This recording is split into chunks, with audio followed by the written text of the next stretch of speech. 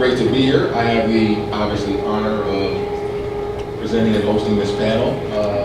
So I am not going to introduce the individuals who are on this panel. I think they are more than capable of speaking for themselves.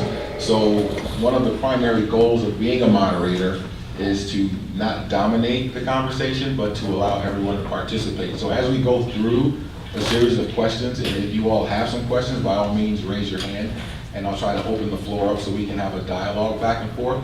But right now, I would just like to start with each panel member introducing themselves, and then we can take it from there. And since you are immediately to my right, I'm going to go all the way to the end and work backwards. That's higher education and work. It's trickery. Good morning, everyone. Bonjour. My name is Danielle Grant, and I am a member of the Turtle Mountain Band of Ojibwe. I'm also the descendant of boarding school survivors, so that's a very important part of my identity. And in particular, this summer has been something that's been a big part of my day-to-day thought process. But in my professional life, I am the president and CEO of Achieve Minneapolis.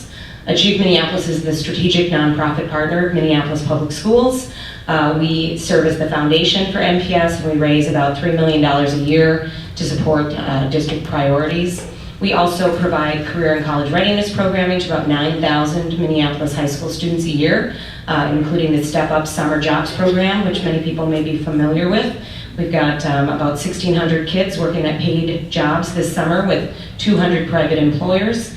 And then we also run 11 career and college centers in Minneapolis high schools, helping kids identify and access their dreams for the future. So that's kind of how I spend my time. Previous to being at Achieve, I've been there 2 years. I was the executive director of Educational and Cultural Services and Indian Education in Minneapolis Public Schools. I was at MPS about 9 years, including 7 as director of Indian Education, which I actually believe it up till now, and I think for my entire life, will be the most important and significant work I've done in my entire career.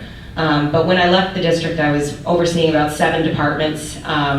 So everything from homeless highly mobile to reducing racial disparities and suspensions and summer school and after school academics for K-8, MTSS, just a few things. So now I've kind of narrowed my focus a little more around college and career readiness. I'm also really active in my community. I'm the board chair of the American Indian OIC, member of Phillips Indian Educators and Metropolitan Urban Indian Directors, as well as a longtime board member of the Minnesota Education Equity Partnership.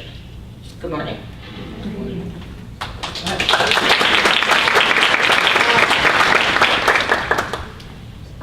I'm Kathy Kozad. I'm a parent. My youngest is transgender non-binary with pronouns they, them, theirs.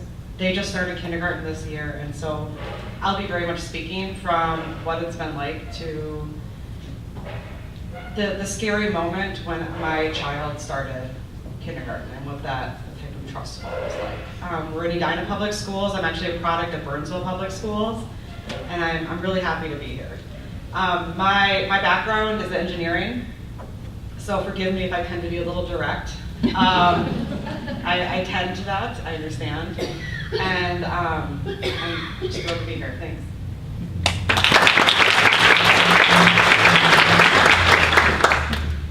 Hi, my name is Jake Lemon. I am a junior at Roseville Area High School. I'm excited to be here, and I'm going to be speaking from my own perspective, so.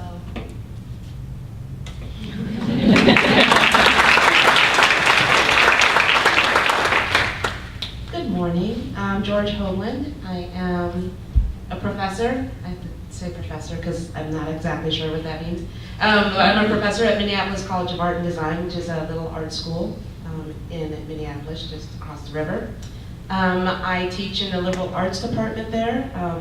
If you are interested in that, I can tell you about what that means. In addition, and as part of my service to the community and as an educator, I also serve on the board of directors of Philanthro Fund, or P Fund, which is the regional LGBTQAI granting foundation. So basically we give money to leaders in a 5-state area, which is Minnesota, Wisconsin, Iowa, and North and South Dakota. We do some really important work for scholarships. That's a big part of what I do.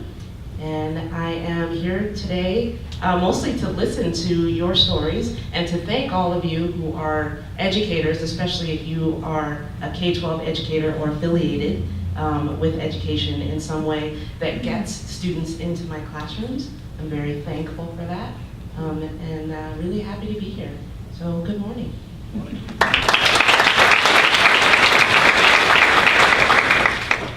Thank you all for that wonderful introductions. As Jean introduced me, I am David Everett, the newly appointed Associate Vice President of the Inclusive Excellence here at Hamline. Prior to that, I worked in the state of Minnesota as an equity and inclusion and diversity consultant. Prior to that, I was in the classroom as an adjunct professor in several Minsky colleges. Prior to that, and in addition to that, I worked in the nonprofit sector. So I'm pretty much still finding my way, if you couldn't imagine, still, and hopefully having the opportunity to be here at Hamline will be my last resting spot.